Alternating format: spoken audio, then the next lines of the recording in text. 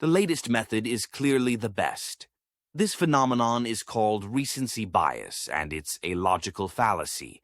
New exercises, new concepts, new training splits, all kinds of methodologies, all kinds of hypotheses, all kinds of philosophies are constantly emerging. But all these things must pass the test of reality and the test of time.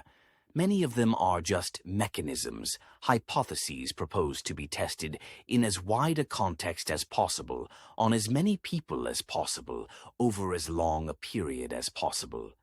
And our tendency in fitness, which I personally have had ever since magazines were the norm and I didn't know how to use the internet, is to seek out the best methods, to seek out the latest methods, to try to improve, to find that trick, to find the cheat, to find the supplement, to find the repetition scheme and formula that we expect will help us progress.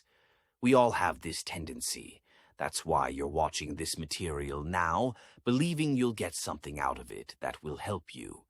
Combine this with the massive industry of selling training programs, selling online coaching, creating apps, websites, and so on, and you'll see that many people and brands have a vested interest in selling you something that you think is unique and revolutionary and is marketed that way.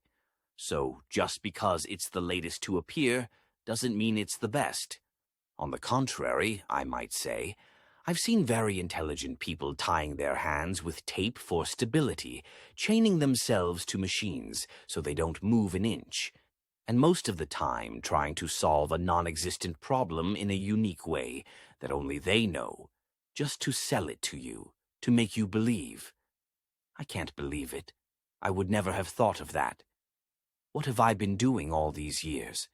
That's why my biceps weren't growing, because I wasn't doing that cable movement that comes in at a 90-degree angle to the forearm and somehow from behind.